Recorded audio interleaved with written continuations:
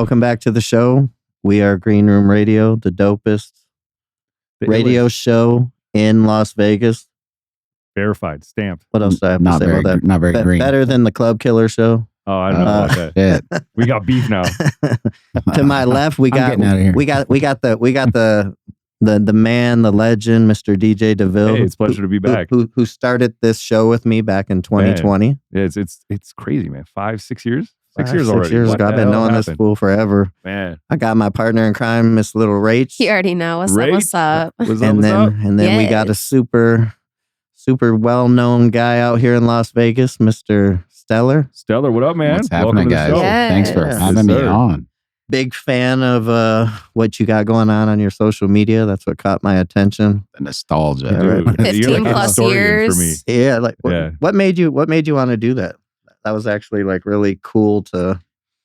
Honestly, it's was really sitting down, kind of thinking about all these stories I have, right? And even though the young generation is coming full force, I think they're missing a lot of what built the character of nightlife and the DJing. Oh, yeah. And so to me to share that, and it's so cool to get like comments like, man, I was like 7 years old. I was in third grade.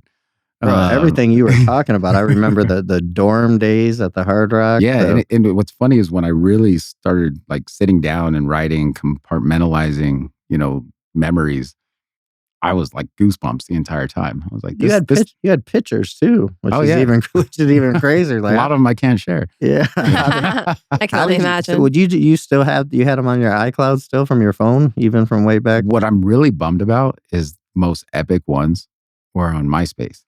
Oh my God. And did you forget your login? No, I logged in, found it, tracked it down. I was so pumped. Gone. It's a bunch of blocks that don't load. Oh no.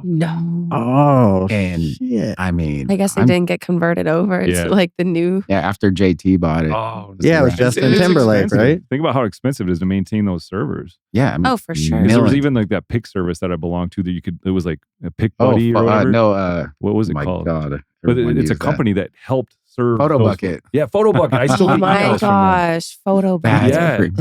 I never even heard of that. Yeah, that's how. That was the only way you could get high res photos on MySpace or whatever back in the day. Shout out to my ex girlfriend Tila Tequila. She was part of the little MySpace. Oh yeah, phenomenon. But hey, wasn't it stressful when they only gave you 6? Shout out to Forbidden. Hey, like 6. R.I.P. Oh yeah, Forbidden. I remember her too. She made me some. What was her name? Was her name Christina? Her real name? I just called her. Yeah, Forbidden. I remember. But that kind of sets the stage, and it actually really paints the time frame. Oh, yeah. I mean, on my last video I just posted, it's funny. One of my closing lines is, man, back when Top 8 broke up a lot of relationships. Yes. Dude, remember when they finally were like, you got a top 12, now top 16. Oh, yeah. It's like, it just kept stressing you the fuck It didn't out. mean anything after the top 8. Like, Thank God. Shout out to my little sister, Amy. Thank God she was my little sister, because people were like, oh, who's your number one? I'm like, that's my sister. What are you going to say? Yeah. Shut it down real quick. No, but if you think about that, because like I didn't start going out to Vegas until 2009. And 2009 was my very first time. I went to Jet and I went to Tao. And I didn't know anything about Vegas. I just saw naked girls in a tub at Tao. It blew my mind. Waiting there to get in.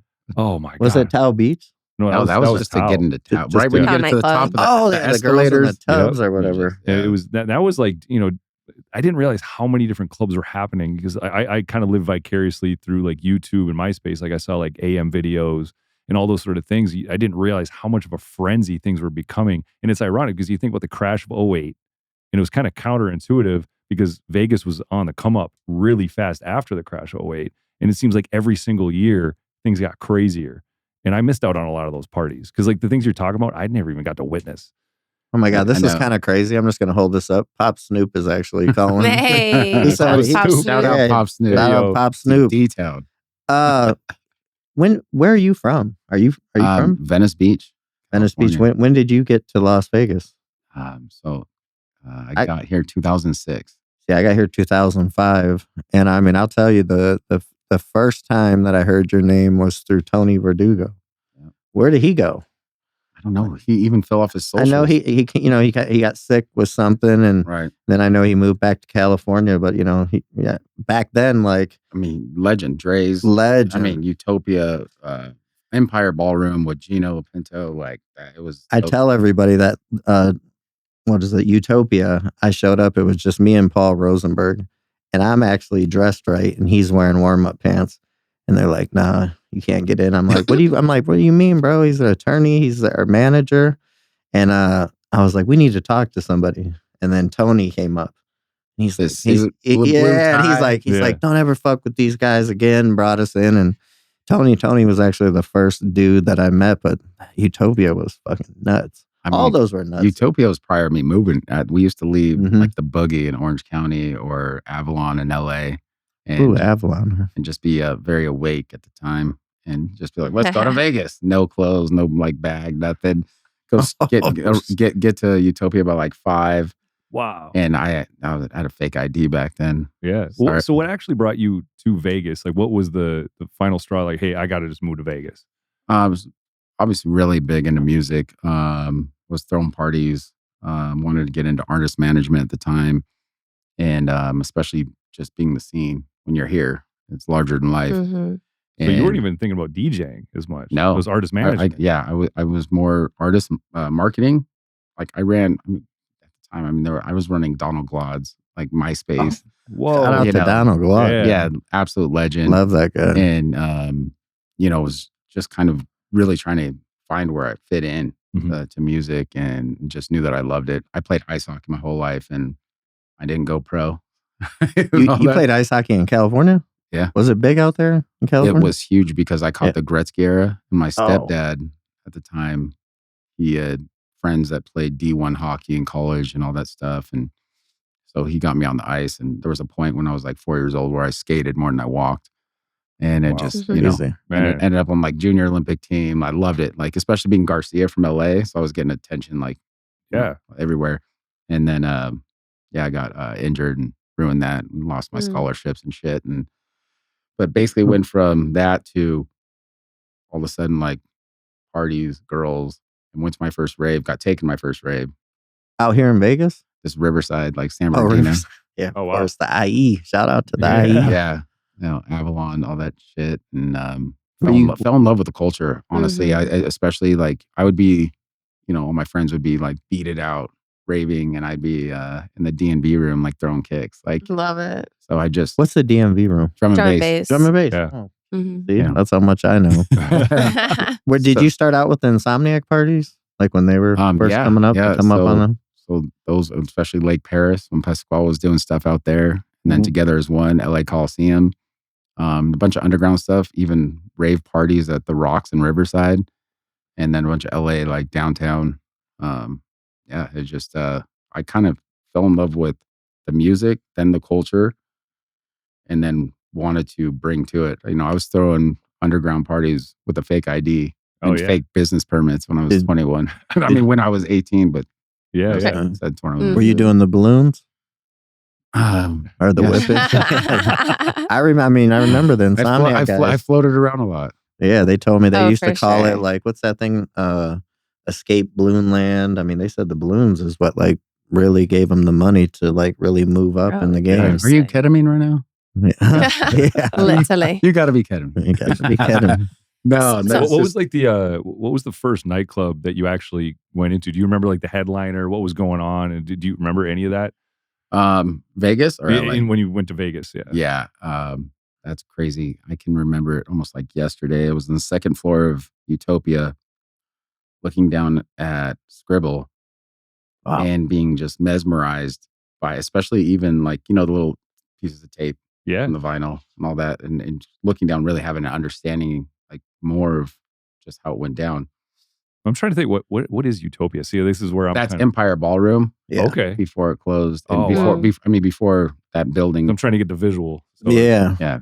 Okay. I actually have a picture of me 19 in the booth. I had longer hair than Donald Glaude at the time. Whoa. Oh, man. That's hard to visualize. So you really look like, you said your last name was Garcia? Yeah. So see, you really look like the Garcia guy. Yes, Cuban B. So Skribble was a headliner that night.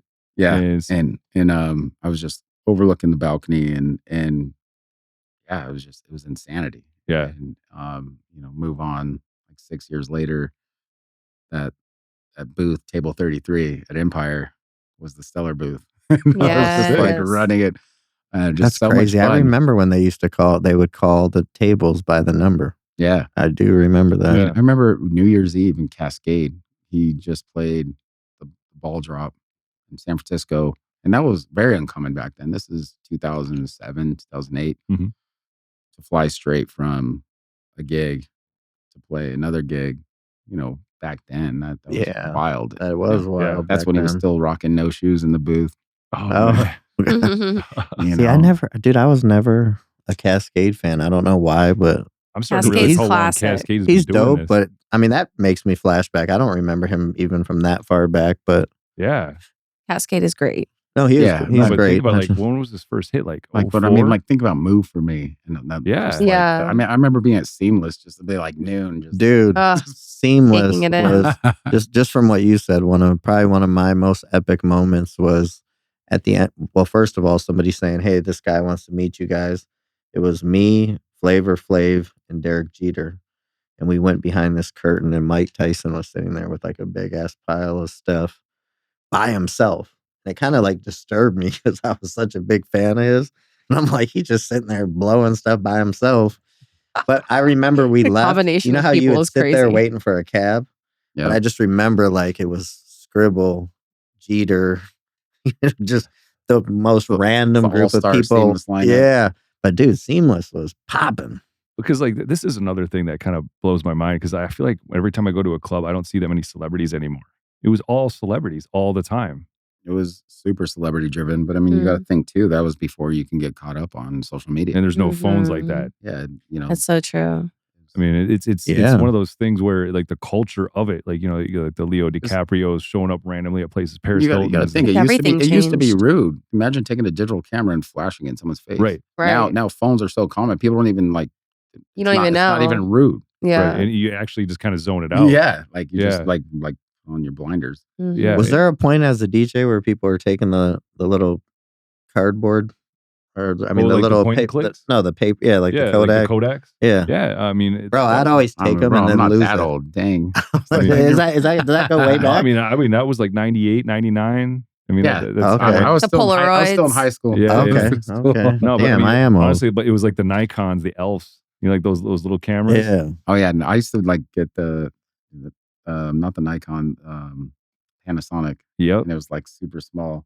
Yeah, and that was the only way you could get a high quality photo back then, and that's what we put on MySpace.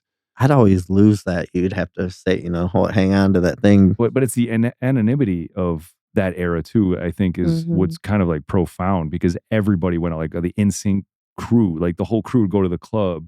Just the whole era was so different. I mean, and so you're obviously mingling with this on a constant basis. Who would you say was probably the coolest celebrity that you probably saw most often that was a regular, just came out and partied? I mean, going way back, and this is before I moved to Vegas, I'd say the coolest experiences was I worked at LAX in Hollywood.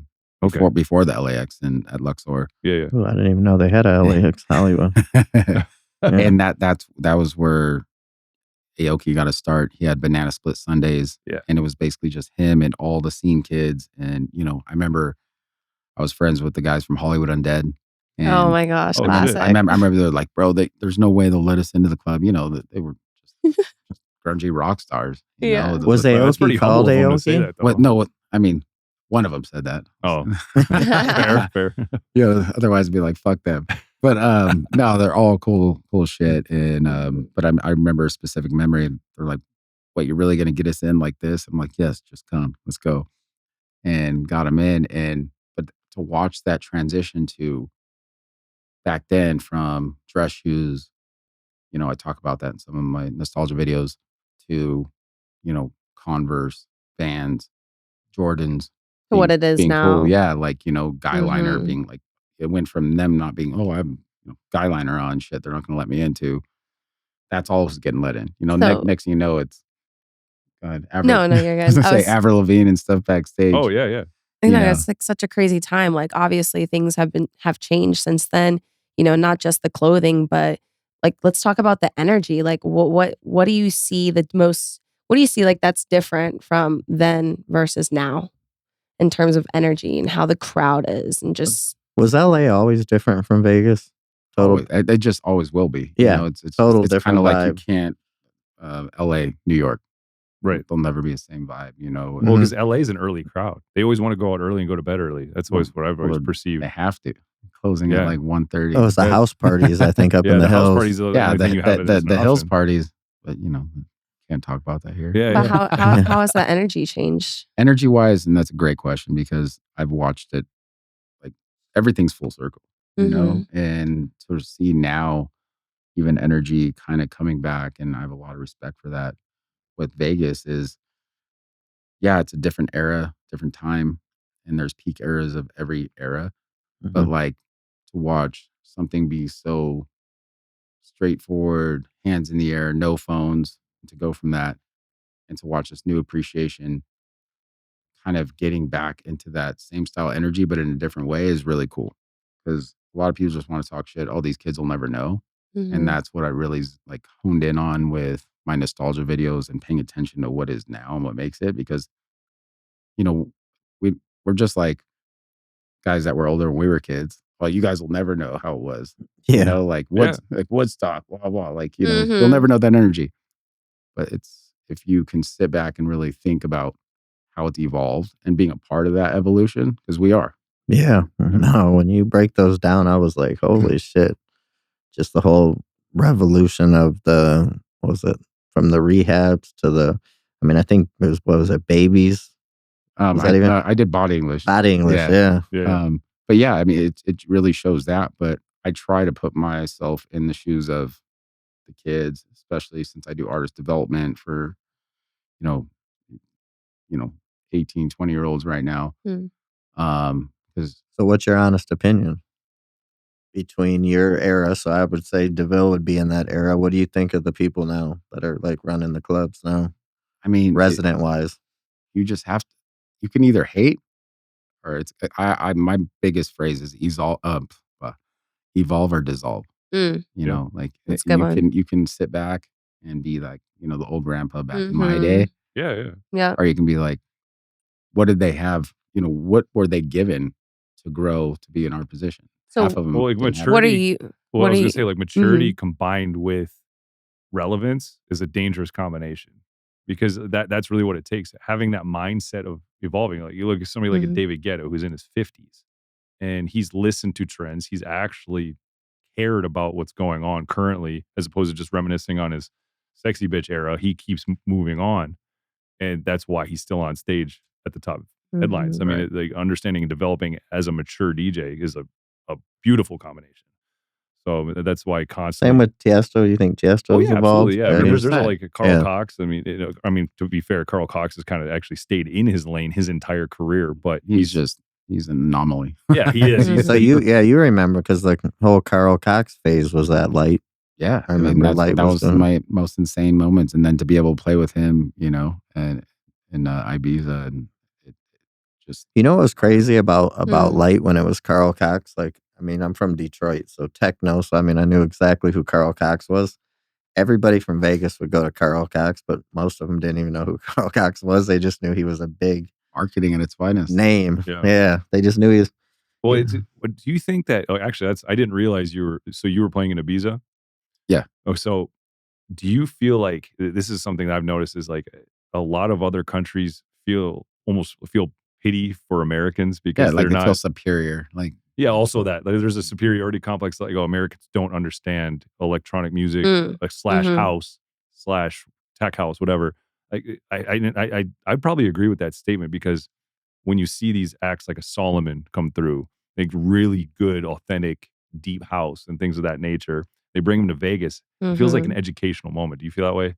I feel like they're trying and pushing to educate, but it's not always embraced, like the Elro parties and things like that. right. And you know, and that's when you know, shout out to Chicago for being Chicago. Like they can get away with the true education, and I think the culture there is way deeper than you know any other major cities have to you know Yeah, fuck no, with. for Yeah, My sure. shout out Detroit also. yeah, Mhm. Um, but like as far as the techno and house scene, but it's still really cool to watch it happen. You yeah. know, people are really trying. You know, the Z's, the Josh D's, Saul Schaefer's, all the big heads that really pushed for it to happen. I remember playing Palms in 2008 with Carl Cox. Wow. Oh, yeah, I 2009. remember that. Love Festival. Yeah. And, Mhm. no one in the crowd knew who he was, but that's still a movement. And you look at it, Mhm. because his energy so, He's in my opinion, an educational booking. Right. Like Carl Cox is somebody that is going to take you on a ride as long as you're willing to Now, go on that was ride. Carl Cox before or after? Who was the other big one they did? Oakenfold. Oh, Oakenfold's Was he before they Carl? were, I think they they were, coexisted. yeah, they Yeah, coexisted, co- but just different genres. It was trance, techno. Yeah, because But I that was a mean, big deal Yeah. back then, yeah, too. I mean, Rain, being one of the first residents at Rain with, that was the first EDM. I tell people all the time, like, you couldn't go out in Vegas and hear any EDM until 4 a.m. at that time. And then Mm. the residency started with Oakenfold. That was just wild. Yeah, that was a big deal. Were you here for the ice, the whole Club Ice thing? I was That was the first club I went to. working there as security. Really? Oh, yeah? Oh, Wow. that place was that was the first club I went to, and I met a dude. He was a host, Brian Klemansky. I think Yeah. his brother Steven's out here. Yeah. But Brian was my host. I think he moved to St. Louis a long time ago. Steve's back at town now. No, I saw that. I'm like, Mhm. bro, I was like, I remember like him telling me, like they let him go. I'm like, bro, you've been there for like 18 years. Like, why would they let you go? And then I just saw a post saying that he made it. But yeah, he took over as my host after his brother Scoop. left the game. So when you said when you were doing artist management, who was your biggest artist that you? I mean, That's- on the marketing end would definitely be the Donald Glaude and DJ Dan tour, the Ooh. In Stereo tour. DJ Dan. Nice. And both are just absolute legends in my eyes. They are probably my mentors when it came to, especially Donald Glaude, when it came to my energy, like performing. And just the precise mixing of Dan, like everything about them was shaped such a big part of me as an artist when I, started. So as you were managing them, that's who you were learning from? Yeah. Mm. Wow. But like That- subconsciously, yeah. like, like it wasn't like they were my mentors and took me in a room and was like, this is how it's done. It just Seeing what they were doing happened. and Yeah. Yeah, and- you're watching them in the wild. picking up what they're Yeah, putting doing what down. they do What were best. they using back then? Was it vinyl? They're straight And wax. Everything.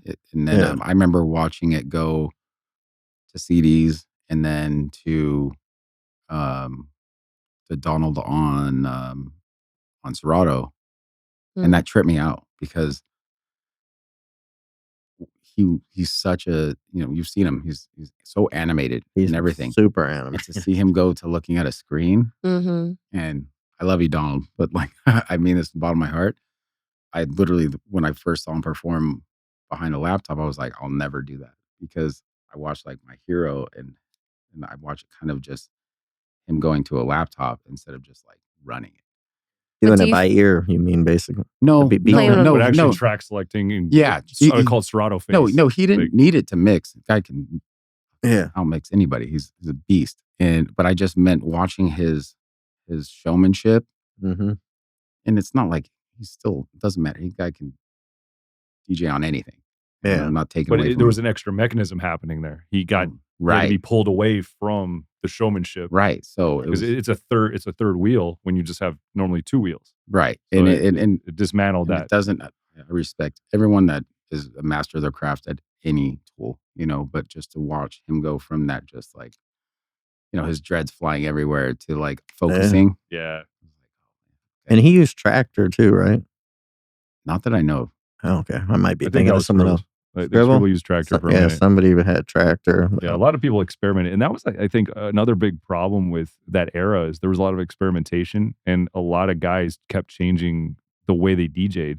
Because I remember Aoki, he had to saran wrap his own laptop just to survive this bottle wars yeah. he had on stage. Pancake. yeah, for real. I mean, it's the technological evolution of these things did kind of dismantle the vinyl era a little bit. But who do you think adapted the most quickly to and used technology to the fullest? Laid back Luke. I mean, yeah, Oh, I the love guy's Laid the Back pioneer of Luke. like the neck. He's 5 steps ahead of everything. I mean, yeah. just Now he's DJing on an iPhone. iPhone, right? But I mean, even just Yeah. literally full That's set. crazy. And it's a little mixer this big. I've seen those. and he's got his phone like this. Yeah, but he's still working 10 times harder than like your Yeah. regular DJ. You know, Yeah, he's always moving and I mean, grooving. and So- then, you know. You spin on vinyl only, or Oh no, I use thumb drives. oh, okay. What is that called? So not the Serato, but what was that girl using? I just don't use a laptop. that was record box. So like record Oh. box is basically Yeah, the standard now. but I mean now that's the thing with how technology advanced Mhm. CDJs are. I mean, you could stream Beatport live. Yeah, now. that's the new thing. And the screens are so big, you might as well be using a laptop. So Yeah. it's There's not like that. literally 4 laptops in front of you all Yeah. night. Because the way this is working now is you can log in via your face scan. You log into the app and you just beep it to the CDJ and it downloads so your whole crazy, set off bro. your phone. You don't even need a USB. You just bring your headphones and you play. No shit. That's going to be the next wave of the next 10 years. Like What- we're dealing with that right now. What's the downside to that? What can fuck that up? I mean, I haven't. Wi-Fi? I haven't. Yeah, well, that and I haven't used it enough to be honest. You know, even when I played my show the other night, they had the brand new 3000X. Yeah, and you know, the guy that was the tech was setting me up. He's like, yeah, he's like, I have my login with Beatport. I can stream any song that's on Beatport. So now I just do that. And I'm like, Yeah, like, just yeah. go top 100 list, boom, boom, boom. It's cool, but there's going to be a lot of adjustments. I still remember like when like Diplo and Skrillex and all these guys, they were on Serato for the longest time during the Jack U era, and all of a sudden they're on USBs, and I was like, how did you Yeah, adjust so quickly? I remember Vice going to USBs. I was like, what a legend. Yeah, because it's you know, hard. yeah. I don't like playing on Yeah. USBs. I love my laptop because I can access any song, anytime, anywhere, and it's all there. My 20 some years of music is all there. But And you get into your flow. It's kind of like when, you know, the Hayes pictures when I have my 400 CD book. yeah, And Matty Olson, the light guy at Hayes, still makes fun of me till this day. He's at XS now. I would have like marker, like, because just like when you used to sift through like vinyl, yeah. you would see the cover and it would just like trigger like the yeah, that was crazy. Oh, the just like CD fix. visual visual. cues. Yeah, Especially when it's dark. you yeah. have You're those, just like, oh man. So I would kind of treat my CDs like that and just like use marker, yeah. you know, or Yeah. stickers or whatever. So I'm flipping through and he'd make fun of me because at the end of the night, I'd have CDs like falling everywhere. Man, that's your gold, man. I mean, that's gotta be careful with that. It's for real. But like, you know, in your zone. Yeah, you just get rid of it. Done. Throw it. Burn another Yeah, one. yeah. I mean, watching your videos. I mean, obviously the Instagram history lessons are really intriguing to me. But like, I want to know, out of all the clubs between 2008 and 2015, what would you say was consistently the best? Consistently, like, you know, there's always peaks and valleys, but who delivered the best nightclub experience week after week, all the time? You got to know this question. You're the historian. I'm hitting you hard with this one. No, because it's such a fine line because there was Mhm. such a split between that era. Because Well, 2008, Rain was still popping. Okay, And that's but I perfecting. guess who had the longest consistent run? Who delivered the longest? Because like there's a lot of like competition, you know, in this time between frame. that era, Yeah, it have to be. who gets the trophy, man? I mean, Rain was just. It was such. I mean, if you look at Rain, Yeah, you know, Omnia, like the setup and yeah. the engineering is. Kind of like the granddaddy of Yeah, I Omnia. mean, the flames shooting out of the ceiling. You know, See, I never even got to see this. Cirque du Soleil, like Oh man, crazy. Like, you know, so the building of light, the building of Omnia, and the kind of stadium. Was it era. Omnia or Pure? Omnia Pure turned into Turned Omnia? into, okay, Yeah. yeah. yeah. But I mean, Same what's floor funny? plan. What's funny is Omnia. People don't realize Omnia is on top of what Pure was. The hip hop room is Yeah. That's Heart. Heart is right? Pure. Yeah, Heart. Yeah. So- And then the Studio 54's got cannibalized for this too, right? Yeah. So it's both of those clubs in one. I Technically, mean, well, that's what's crazy about Pure is I didn't even know that. Heart is pretty much the size as Pure was. which and is Omnia nuts. is a monster club on top of it. So it's crazy to think about. See, I didn't even know that. And Because like if you're thinking about Rain, so the only thing I know about Rain is from MTV. Do you think this part of the frenzy of it is the fact that it was incorporated with? I mean, it was The culture of frenzy in MTV? itself. I mean, when I look back on it, they were the first ones to put it this way, where the lighting booth was on the second floor dark, no lights on it, nothing. That was the DJ booth when I first started coming to Vegas. It was like a crow's nest looking down at the Right. dance And floor. I to remember me- they would hide the DJ. Yeah, I mean, just like Excess till this day, Yeah. where the lighting booth Yep. is. When you walk in played up the that booth, stairs? yeah. I mean, so Rain, to me, from my memories, were the first ones to showcase the DJ on the stage, like Greg Lopez. I remember like going up to him, even just man, like a Cyber Kid, all the dudes back then. What was the year AM came in there? AM came in, that was 2008, 2008. 2009. I remember seeing him there. I mean, that was just massive. That was such a massive people time. forget Diplo's one of his first residency was at Rain. Yep. I Really? remember that. Yeah. Oh, wow. So when did that club close?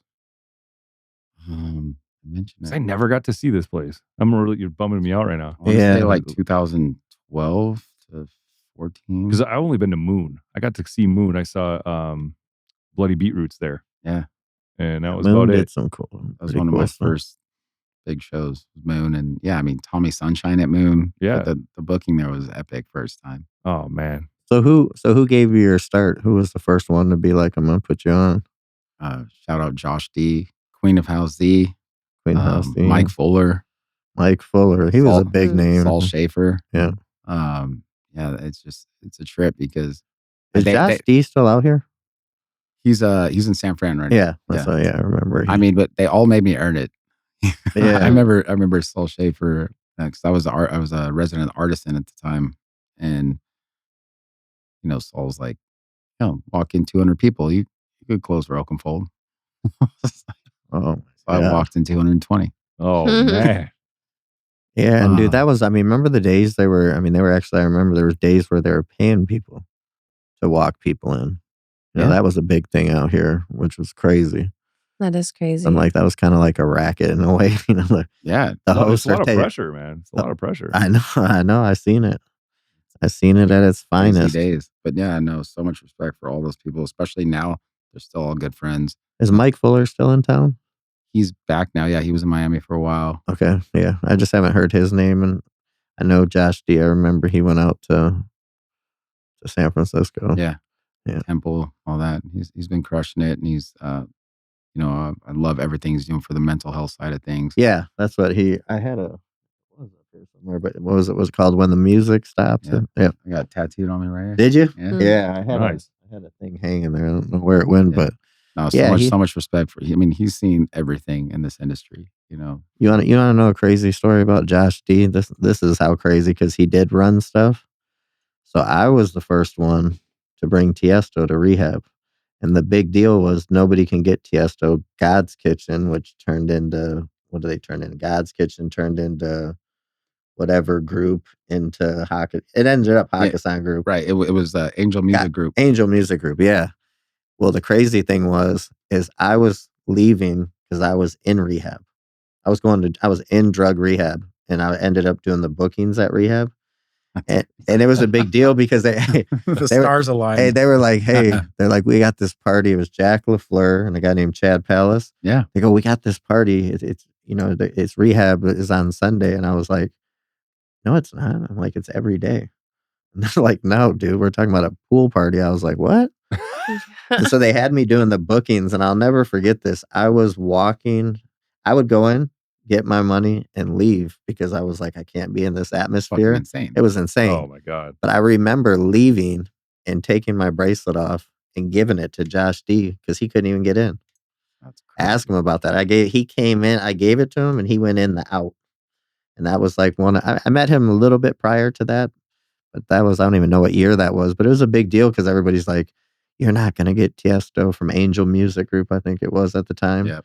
But I'm like, bro, I'm booked Tiesto. And I was there the first time Tiesto played. Yeah. And dude, what was crazy, how the money went down on that was ridiculous. But all he wanted was that showcase. Remember, Oakenfold had the showcase in front of Body English? Yep. Bro, that cost us 10 grand. He played 2 shows at 10 grand. What did I charge him? 100. So I made 90 a show on that little shenanigan. Oh my The God. good old days. Yeah. But that was I remember I opened for him at the Joint. Who? Which one? Tiesto. Tiesto? Oh, man. He played at the Joint? Mm-hmm. That's where I actually went to my first UFC fight was at the joint, which is kind of nuts. Oh my God. I mean, you start to think about the humble beginnings of even the biggest superstars. You kind of Mhm. see all that. You got to see some of that literally in real Yeah, I time. remember the 944 parties, Chester, Lincoln Park playing in the parking lot, Korn playing at the joint. It was just, Ludacris at the pool. Yeah. It was just, Because he was on the radio station, really. He did a lot of traveling. Didn't he travel outside of the radio station that he was at Atlanta?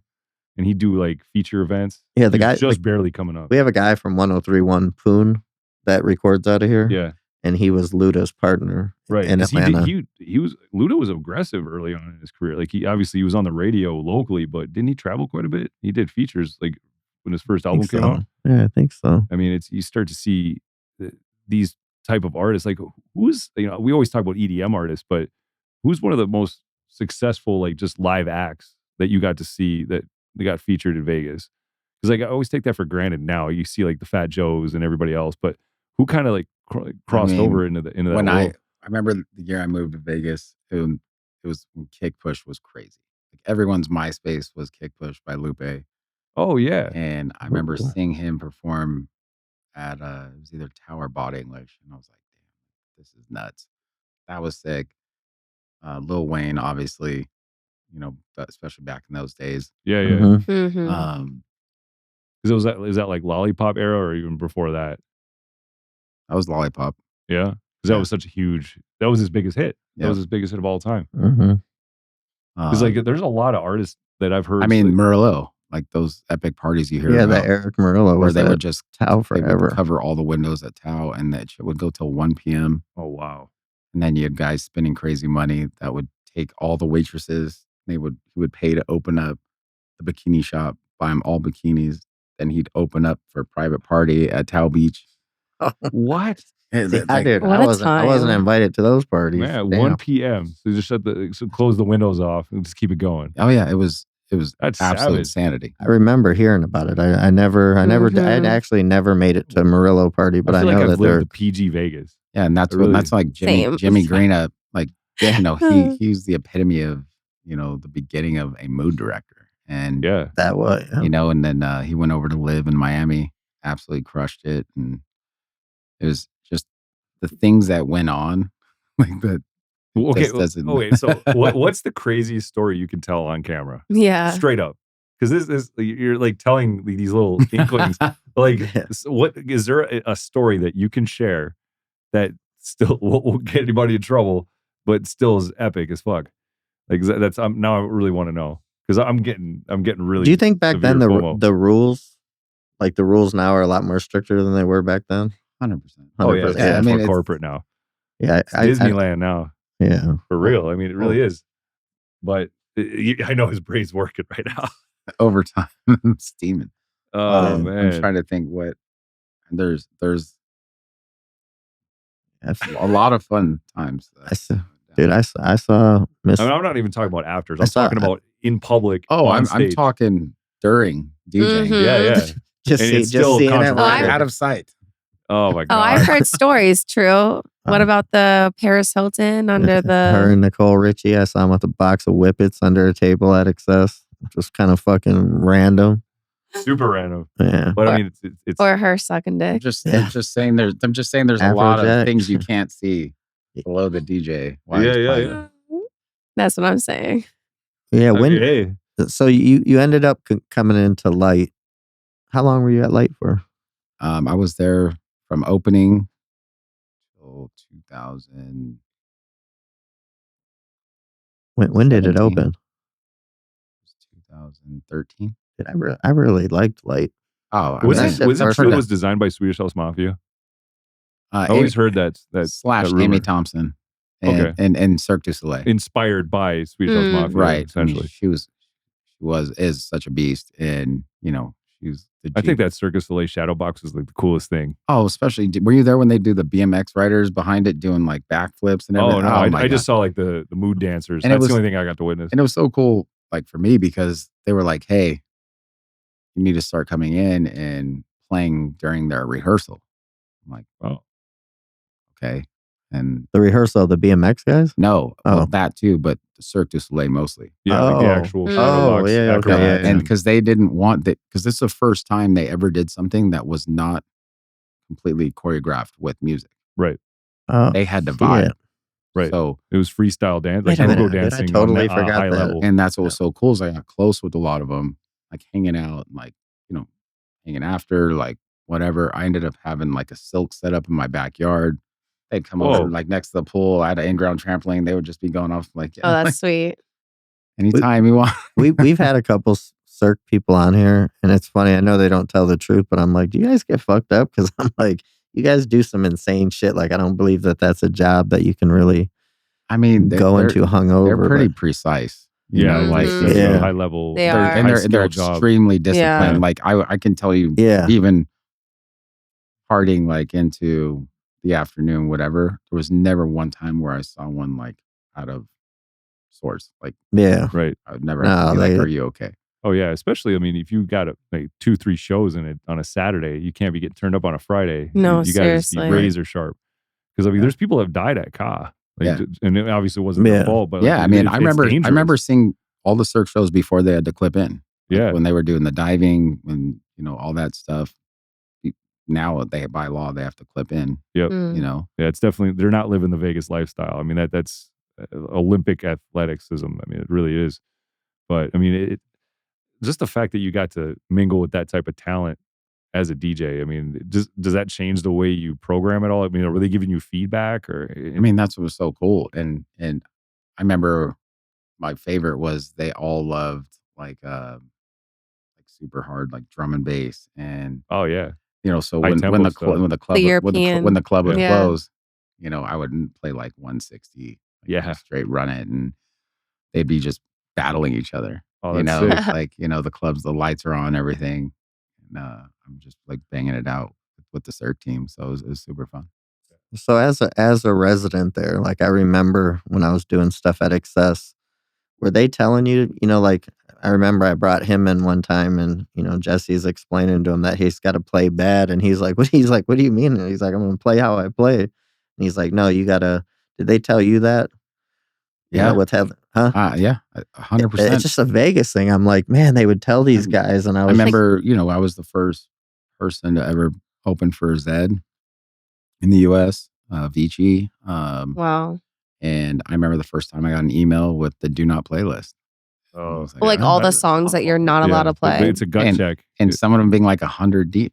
Yep. Like, not Is even it lying. because they were playing those Yes. songs? Or they might play them. Or they might. And also maybe Yeah. they don't want those represented at their party. Now, It's also are they like brand still alignment doing thing. that? Because I feel like when I go to the clubs Yeah. and I see the DJs, Yeah. sometimes they're playing like the same songs over and over again. And I'm just Yeah, like, it's true. the Like, DJ before literally just played that, and the DJ before just played that. well, So it's also there. Sometimes these openers don't listen, right, so there are because they're not consequences. coming in Right, before to right. check out the opening Did DJ. you- They're like, did you I'm li- coming in for my set and my set only. Yeah, And I have respect to where it's grown because, like, let's say, Mm. there's a huge song, and, John Summit's going on. Hmm. He'll play that new current badass song, but he'll put his flip on it. Right, So right. to me, That- it's like, but we're talking like, have you ever Back- like back seen then, some yeah, awkward like- stuff like even Usher, yeah, or like some of the, or Be no, Faithful. Take Over, Lose Control, you'd hear 100 times in a night. Oh my god, yeah. Yeah. So sometimes that's not even the opening DJ's fault. He's just playing it thinking that's a support song, and then the Mm. headliner plays it because he likes it and it's hype as fuck, and it's a Vegas track. Mm. So there's that's not anybody's fault. It's just a preference thing, and they weren't paying attention. So they do that before Yeah. every show now, like before every It's, headliner. no, it doesn't happen as often as you think. Yeah. Especially, I think things have gotten a lot looser. did you stick to the script or did you ever like fuck it and go in? No, that's one thing especially coming from a techno, like minimal background, Yeah. I always respected being a solid opener. And Yeah. You have, yeah. when you that actually started have to, paying off when, like Amy Thompson saw that and she was like, no, like, I remember one time I was on tour in Asia and she found out that I wasn't going to be opening for Light and Daylight for the very first nights. And she was like, no, he's going to come here. And they literally paid for me to fly back and cut my tour short, Mm, which was a Whoa. massive Man. compliment. right. But it was Wow. it's epic because I ended up being, because I had no idea like the what that would turn into. Right, you know? right. So it was I super mean, cool. that is a huge compliment. I mean, literally turn your ass around, get Yeah, back here. yeah. Right. Yeah. Well, I mean, What? so the other thing I'm kind of curious about now is like, let's talk about 2.0 Stellar. So, like, what does this mean for you? Because, like, so first of all, explain what it actually means from a genre perspective for you. I mean, I've always been in the techno progressive, passion. And it's not so much a 2.0, it's just me kind of really knowing what I want to do Mm. and death of ego and kind of coming into myself and not um, kind of worried about everything else going on around me. Mm. And I think that's why I'm so excited about it, and especially for this Art of Wild show and showcasing And every. that's massive. When did that start out here? That's like a really big deal here. Yeah, no, it's my first Art of the Wild festival, and That's gonna be sick, dude. and even back when, because I was super exclusive to where I was. I'm very loyal with anywhere I am, and being with Hayes and Light Group through all those years, and just kind of coming back into this new version of myself. It's Mhm. not even a 2.0. It's just what I want to, me knowing exactly what I want to give back to fans and my music. What do you think your fan base that you've developed over all these years? Are you going to lose anybody by going in a different No, direction, or no, because even when I was putting out Big Room and like more aggressive stuff and even some dubstep remixes and all that, I've always kind of kept a running, like rolling bass line that I dissected.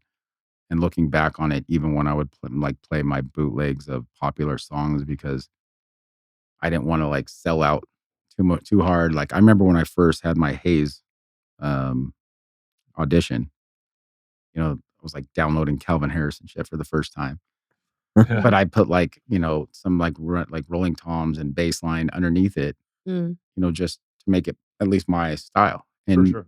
that's when I really figured out everyone just wants the hook. As far as how it sounds, they don't, if it's the original or not, most of them are just dancing. so that was your secret sauce, putting that Yeah. the drum line Like, under? yeah, some subtle production, even like Yeah. it's like essentially your edit through and through every Yeah. single song Like, you're playing. Yeah. like they call them now like VIPs. Yeah. Yeah. But a lot of them I would just, those were mine, and have fun with them and be cool. A lot of people didn't even notice them. Sometimes Mm. some whoever's opening for or whatever Yeah, might be yeah. like, "Yo, what was that?" It's Oh, subtle. that was Yeah. cool. Yeah. Yeah, but it keeps the energy up. This guy right here would have noticed. He's Yeah. Or even just He's doing simple things like, like Club Killers with, quick edits and stuff like that. Like Sure. taking out the big breakdown, just keeping the momentum going. Right. You start, that's the biggest thing I think I've taken from Vegas as far as education as a DJ is, you know, knowing how to work a room, Sure. no matter what. Like, Mhm. and that's difficult out here, man, because you're getting a fucking whole different crowd every night. For I've seen sure. sometimes press and play at 10 p.m. and you start seeing a bunch of, we call them the badges. Badges start rolling in, all the convention people with their badges on. Yep. Like, Mhm. all right, break out the Bon Jovi remix, this Oh, and yeah. that. Like, Right. like we're there at the end of the day. Like, I love making people dance. I want to keep a room, but it also gave me over the years, and it went into production, how like how to really kind of put different things together, different sounds together, and know what works, and also when to use something with a epic breakdown, when not to. Right. Well, Just certain things. kind of Mhm. explain what your programming approach is for Art of the Wild. Like, what are you doing for this set? um, it's funny because I always more just concerned about my first two tracks. Yeah. I'm like, okay, this is what I want to come out as. And following Test Pilot, um, you know, Joel's a beast. He's such a master of his craft, whether it's Dead Mouse Yeah. or Test Pilot. Yeah. Because I'm vaguely familiar with Test Pilot. So this is the no helmet kind of like Yeah, and it's funny. I think it's over 15 years now. He's been doing I Yeah, it. saw it once Wow. at Area 15. He did it once. So It was Yeah. it's more cool. experimental, right? It's just it's more less electro and more that driving just techno. Yeah, It's techno. Okay. straight techno. So you're following Test Pilot, but who's after you then? Oh, I go till they cut me, till I pull the plug. Oh, nice. Yeah, so- Okay, that's Killer. because it's a 3-day event, right? Right. So it's 3 clusters of DJs, and that's crazy. So basically, the next event after me is 11 a.m. at the pool. Oh, I got you. Okay. So So the goal is to go to 11 a.m. Yeah, just back to back. And I think that can happen now. I remember when I was doing stuff at Excess, there was the 6 a.m. or 8 a.m. It's like the hard Mr. stop. Wynn's waking up Yeah. You gotta see the type of numbers. shit. But something crazy about DJs back then, like when they would come in from EDC, and they're, of course they're playing the same set over and over because they're touring the world. But man, they would come in from EDC. I remember seeing like Steve Angelo and Afrojack at like 7, 8 in the morning, playing like Red Wine and just like shit that they would normally play. And I was like, man, these guys are fucking. It was cool to see what their style really was. When Axel's got when he's got the headband over his eyes, it's on. Yeah, I mean, I think it's going over 15 years now. It's got to be more than that. That Carl Cox, famous after Ultra, every year he does a private party and he puts an afro on and it's nothing but disco for like 10 hours. It's so fun. Every year. So I know you mentioned earlier about reading the room and how that's important as a DJ. I know there's like some DJs that are like, you know what, screw it. I'm playing what I want to play. Like, this is my set. You're coming to my show. Like, how do you feel about that? Are you like cool with that? Like, what's your opinion? I honestly, I can't vibe with that at all because I think Vegas has taught me different. And I love what that it's given to me in that aspect. But the challenge to me, rather than just making people dance, is making people dance with what I want to play. So rather than having that attitude, well, I have this in mind, I'm going to play this. I know this works. Anybody can play bangers. We all know that. Mm-hmm. But still to work a room, like sometimes the best time is to watch them go crazy. And they're like, literally, you could tell they need a breath. Let them go get a drink, play that one track, and then just slam them harder, So start having fun with it. Like that programming is super fun. So you're rotating the room, rotating the dance floor, basically. Yeah. Yeah. It's like letting them breathe and then bring them back. To me, that's, a journey is everything, especially going really big into the melodic techno and the production that I am now. It's telling a story, but still, kind of keeping those things of not high energy. Yeah, high energy, but not becoming monotonous. So many fine lines. So are you not doing open format in its general sense anymore? I've never done open format. So you've always been more on the electronic side? Yeah. I thought for a time you did more like, I guess, broader. No, I would drop into trap here and there and make trap edits, but I could never pat myself on the back enough to say I've done open format. I respect you guys way too much. Honestly, like that's. See, I would have thought that you did at Light. I mean, I can't. No, and I remember seeing you a million times, but again, remixes. I guess you played remixes of. Yeah, I would love dropping into that. Yeah, but I can never say that I actually dropped in and played like straight hip hop. Okay, ever. Oh, that's fair. Oh, that's nuts. What about what about when it's awesome you could get away with not having to deal with that? Honestly, no. I mean, when I used to open the room and especially bussers and the managers, like they want to hear like bangers. When the room's getting warmed up, and I'm like 123, like fully like warming it up proper, like I'm in Ibiza. Because I had the Amy Thompson pass. Oh yeah. So honestly, that's empowering. But it was cool. Like, and I wasn't doing it to take advantage of it. I was doing it because I loved it. I loved going from sometimes 122 to 128, and then before like Seb got on, back at 124, and then them literally recognizing, being like, "What?" Like, it's like you're in a holding pattern. He's like, I was expecting to hear like you hear them in their accent. Like I was expecting to hear like Calvin Harris or stuff before and them like. And then end up going back to back with them because of that. And, so it's cool stuff. So you got to play a lot in Vegas. Well, let's talk about how has Vegas shaped your career and everything. I mean, and your perspective on music. And that's what one of the reasons I started the nostalgia vids, but I've been very particular of not basing it on me. It's not about my experience. It's more me sharing those experiences, but I was there. Yeah. I wish you had more photos. Like, I do. Trust me. Like when I'm working, I wish you could just flick through those photos. When I'm working with my creative director, like he's like, no, this isn't about you. It's about sharing your experience. Because I'm like, what? I'm like, I was with Bob Saget that night. Right? It's just like, but just honestly, you were part of that massive machine Seriously. happening. Like Big Blacks carried me out of Light once. Oh You man. know, I hear about RIP. all the memories and the Yeah. times that were had, and Well, I mean, I honestly, wish Vegas still had those times and well, memories. I mean, it's the energy shifted. I mean, what do you For think is sure.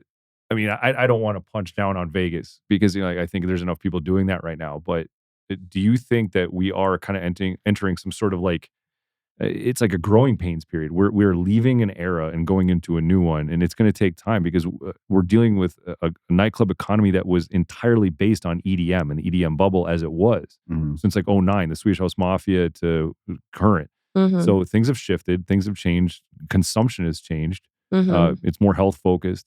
I mean, Absolutely. I think that Mushrooms. yeah, Encore Beach Club did yo, a sober wellness yeah. event, I you mean, know, so I think Vegas is always going to represent entertainment, but for sure. I think that there's also going to be some sort of shift, just like there was like we got away from Donnie Marie and all these things that were in Vegas for the longest time. What do you think is going to be the future of Las Vegas nightlife entertainment? I mean, no one has that crystal ball, I don't think, because it's constantly evolving. But I mean, I don't hate on where it's gone now at all. I also take into account that this new generation that are the people coming up in our industry had went through no high school graduation, graduating on Zoom, Yep, Oh, it didn't was a Mhm. have yeah. shocker, man. didn't have I didn't proms. even think about that. Yeah. They don't have the social capabilities that we were growing up with. Yeah, So when I like am listening to their ideas and podcasts, or even in meetings with new marketing, gurus at their age, Mhm. I do take that accountability, like to understand, not instead of be frustrated, to have a better understanding. Yeah, Mhm. because it Because allows you to develop your brand better. and how can I, you know, uh, Evolve and and well, no, how can I help? Like, how can I Help this Mm. share? help these people. Rather than being like, oh, you don't know what the fuck you're talking about. Yeah, because these Then people, like everybody wants to party. I think human beings have proven that we want to party and have a good time. yeah, But it's like sometimes you got to lead the way. Like you said, COVID was such a massive shift for Mhm. culture, and we're still adapting to the fallout of that. that's the thing. To me, it pushed back like 20 years. Like, so for that generation, when it comes to social interaction and confidence and Oh really yeah, standing up for what they might believe in to another person, a lot of them spent that time alone yeah, and are on video game culture. yes. Isolation. So I Right. mean, getting these Mhm. people, out of their chairs, enjoying. Gary Vaynerchuk said something interesting. He said that, and then by 2050, we're going to desire human experiences like it's 1850. Oof. And if you think about Wow. that, I like it. I that's good believe news for it. nightlife because that's all about the human experience. Mhm. So I'm very optimistic and I'm very excited for, I think it really is. It's just a genuine growing pain period because technology is still infusing itself into all this. Mhm. But at the end of the day, people want to have a good time and be around other people. I think that's the bottom line. And we're here to entertain those people. So music's going to change, trends are going to change, but humans are Mhm. humans. And that's it. Yeah. That's true. Yeah, so a quick side note on Jimmy Greenup. He was my brother's roommate at Central Michigan University. Wait, No who's this? shit. This guy, Jimmy Greenup, the mood director. Absolute legend. Oh, yeah. Yeah, Mm. it was crazy. What about when you would travel somewhere and you were the headliner?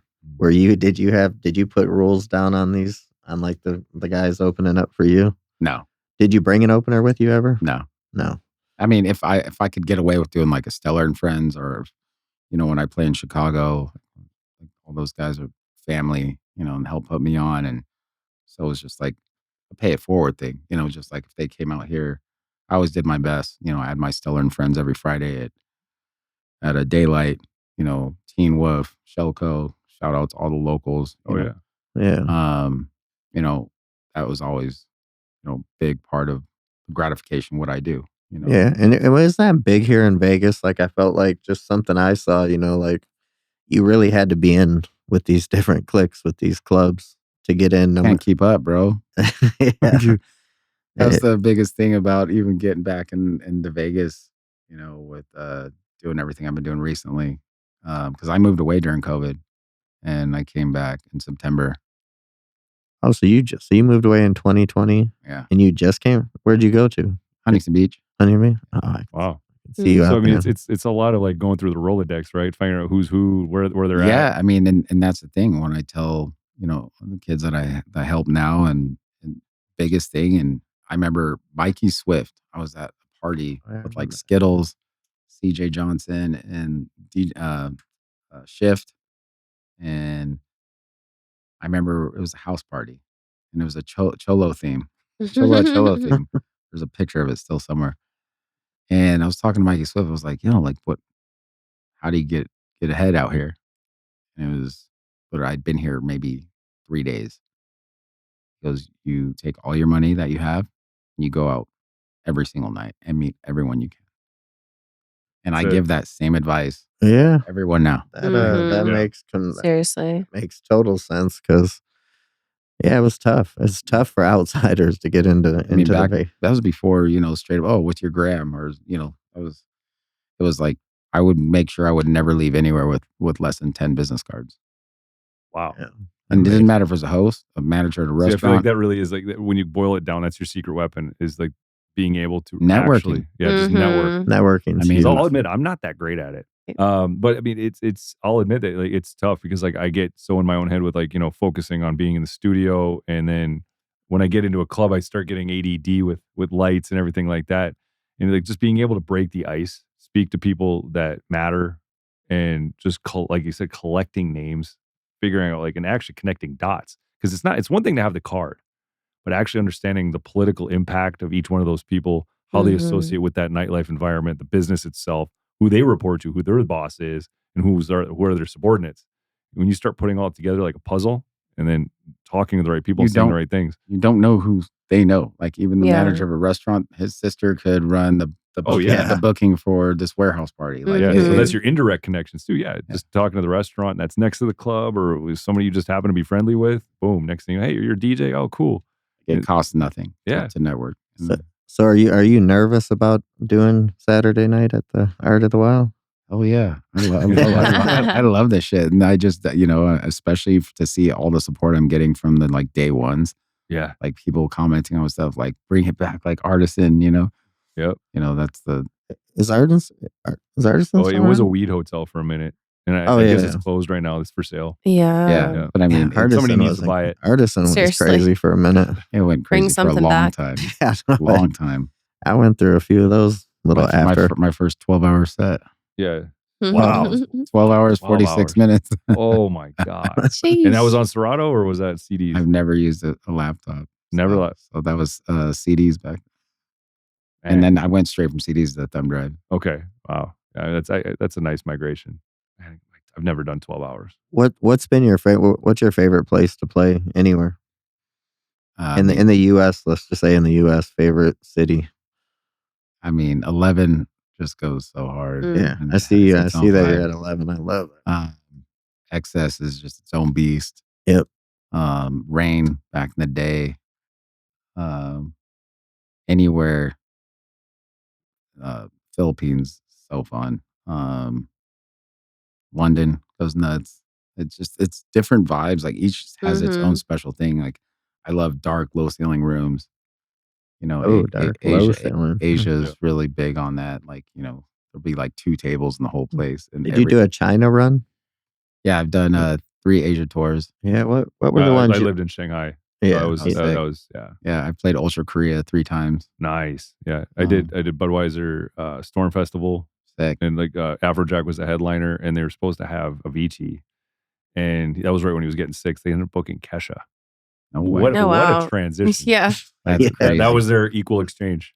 Yeah, but I mean, Afrojack crushed it. Actually, both did a great job. It just wasn't what people were originally expecting. What did you think when you first went to China? Because I remember talking to him, and you definitely didn't like it. He was like, it was crazy. Like it's like because the first time I played there, I was told it was too American, and then you start to adapt because I was playing at a European club. Yeah. It was like a foreigner club. I'm like, oh, okay. You're thinking you're playing to Chinese. It's hard electro, right. But there was like 20% Chinese in the building. So then I had to adapt my style, and then you kind of realize, okay, all right, it's easy to adapt. But like, so when you played in China, did they give you kind of a heads up? Did they kind of explain you what to expect? I did not expect what I heard, and they were like vocals, all vocal, lots of vocals. Like they wanted like Avicii on remixes and mashup bootlegs. And weren't they behind a little bit at the music? Yeah. But then they got ahead in their own way. They had their own preferences after like 2015. They started like getting sick of being behind. And they it's crazy started- because my first like Asia run, I remember I started in um, UK. I went to Berlin, Croatia. So I was like on my techno run, like loving my minimal, playing like super deep. yeah, All of a sudden, it's just like hands in the air. yeah, Like, 1, 2, 3, jump. yeah. That's it. But I mean, thank God I was well rounded thanks to Vegas. Mhm. So that was a trip. I mean, you could definitely play Vegas in Shanghai. That was for sure. In Beijing, they're more hip hop oriented. Like I would say, like they were definitely more educated on hip hop and more hard style and techno. But Shanghai was definitely top 40 Yes. mashup, like just like Vegas. Singapore, it's crazy. You can go 2 blocks and have like an underground club, and then like the most EDM, just top 40 banger club, like 20 feet away. Oh yeah. It's a Yeah. trip. Well, hey, before we get out of here, so we've hit our time. Where can people find you at besides Art of the Wild on Saturday night? When does your set start? So super stoked to be a resident at the Wynn Encore. So you're a resident there now yeah. too? That's sick. Nice. Congrats, dude. Good. yeah. That's top of the Yeah. chain right there. And so I'll be there all throughout 26. I was just gonna say I have only, I think I saw you in Hollywood a couple times, but I've only seen you at Light. When you said you stayed true to the thing. Yeah. A lot of the guys came in to Excess here and there, but no, I still to this day say Excess is number So one. it's you, Mark Stout, and Clutch, right? Yeah. Nice. I mean, there's a few others, obviously. yeah. But I'm- that's sick. Well, that's Yeah, exciting. Those are the guys I know. Mhm. Yeah. Yeah. And what So time's your set? I play at 4:30 Hey, 4:30. 4:30 a.m. a.m. Yeah. it, Oh my god! it goes Chris Luno, Kaskade, Deadmau5, TP, and then me at 4:30. Oh yeah. We're going to 11. Are you gonna sleep up until then? What do you do to get ready for I that? don't know yet. Right. I don't know yet. Nerves gonna be high. You're gonna want to But come all in in a and good, all in the best way. yeah, That's sick. So this is Friday. Saturday. Mhm. Saturday. Yeah, that's the one to do, the late night set. That's perfect. That's perfect. So it starts on Friday. It goes through Saturday Into Sunday, right? into So it's Sunday. technically Yeah. you're doing it 4:30 Sunday morning. Oh, yeah. Yeah. I that's the perfect Oh, rig. yeah. I'm going till they pull the plug for sure. Yeah, that's sick. The bleacher gonna be fun. creatures at that time. Yeah, I love it. What's Hope cool? we do. Actually, Creatures. aren't they shutting down Excess shortly thereafter for the remodel? Yeah. Wow. Ooh, they are gonna. Yeah, Somebody it's just told me 19 they're years, like right? they It's need to. 18 Yeah, years. I think August they're doing that, and then they're doing EBC. Yeah. So they're basically relying on EBC for the summer, and then they're gonna flip flop for the winter, right? Mm. Because I heard they're shutting down. Is that how that's gonna work? Because they basically need to take the pressure off of Excess for the summer, because that's when they're gonna do the remodel, and then when winter hits, Excess is gonna be the main stage again. I think that they're going all the way till end of summer, Oh, okay. and then the pool is going to go a little bit over spring. But Man, I'm don't glad to remember. hear that because Yeah. I don't go out that much It's anymore. a sexy venue, but I mean, you could use a little.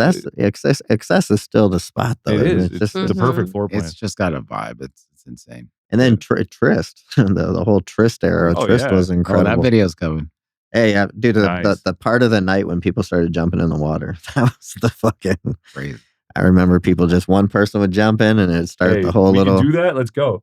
Yeah, Yeah, that's great. Trist, what is that venue still there? Trist, is it still in the building? No. Yeah, it's still there. They do buyouts.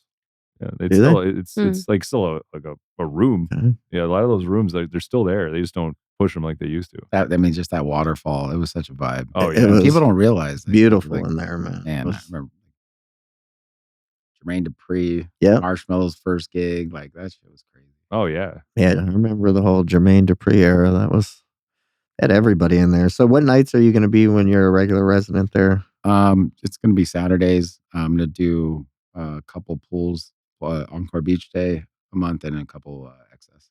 And who's over there? Is it still Wayne Crane over there? Wayne, shout out Wayne, the whole Yep. crew. Yeah, they're He's all. been there forever. Is Lockwood there still? or- No, Lockwood. I just had dinner with him yesterday. yeah. No, those are love that guy. His hands are in so much, and he deserves it. He's built so much that he has. he's such a He was one of the first people I met in Vegas. OG for it all. And I was telling Stellar when he came in here, I'm like, I think the last time I seen you was at Crazy Horse 3. Oddly enough, Nice. we were roaming around. So where can people find you at on your social medias? Just at DJ Stellar, and then Stellar 444 on Spotify. My new single drops March 13th, Friday 13th. Oh, Nice. Ooh. And what's that one going to be called? Stellar. Stellar. There you go. Let's Self-titled. go. Yep. Excellent. What about you, Lil Okay. Rach? Looking forward to that. Well, you can find me on the interwebs at LowRach, LALRAYCH. And And mine's DEEJAY Deville on Instagram. I'm most active on Instagram, so I'll just say that one. All right. And you can just catch me just on Green Room Everything. And like I said, we are going to be open in here for the public here in the next month. And hopefully we can get you get you with us, not under us, get you with us on our team for what we got planned coming up. So, all right. Well, thank you, Stellar. Stellar, thanks for Yeah, coming this through. spot's great. I'm gonna be a regular here. Yeah, Heck big, yeah. big fan of your videos. I'm a big fan of you DJing. And thanks for bringing us this melting forest. Yeah, No, melting pretty good. forest. Yeah. I know, right? Zero sugar. Woo! Lots of mushrooms. All the good things. Yeah. Cordyceps. Peace out, y'all. We'll see you All next right, week. let's go. See ya. Green Room Radio.